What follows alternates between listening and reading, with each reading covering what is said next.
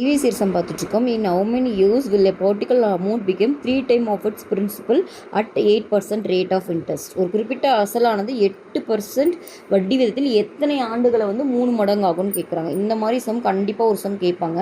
இது ரொம்ப ஈஸி பாருங்கள். கிவனை எழுதிக்கலாம். என்ன கொடுத்துருக்காங்க, பர்டிகுலர் அமௌண்ட், அதாவது ஏ வந்து பிகம்ஸ் என்ன ஆகும்னா 3 time of its principal. 3 time of அதை பிரின்சிபல்னால் நம்மளுக்கு ஏ இஸ் ஈக்குவல் டு 3p இப்படின்னு இருக்கான். ஓகேவா?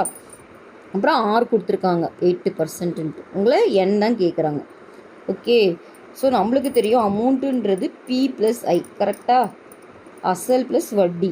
அப்போது ஏ இப்போ கொடுத்துட்டாங்க இல்லையா, அதை சப்ஸ்டியூட் பண்ணிக்கலாம். 3p is equal to P plus ஐ.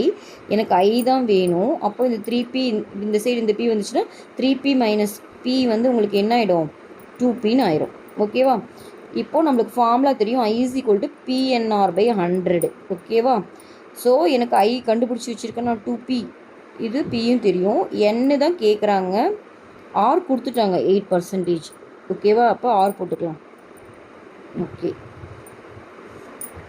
இப்போ இந்த பியும் கேன்சல் ஆகிடும். எனக்கு என் தான் வேணும். அப்போது இது என்ன ஆகும், 2 × 100 டிவைடட் பை 8. ஓகேவா? இந்த 2 டேபிளில் கன்செப்ட் பண்ணால் 4 டைம்ஸ் 100/4 நம்மளுக்கு தெரியும் 25. அப்போ 25 இயர்ஸ் தான் இந்த சம்மோட ஆன்சர். ஓகேவா? இந்த மாடலில் கண்டிப்பாக ஒரு சம் கேட்பாங்க. So 25 years.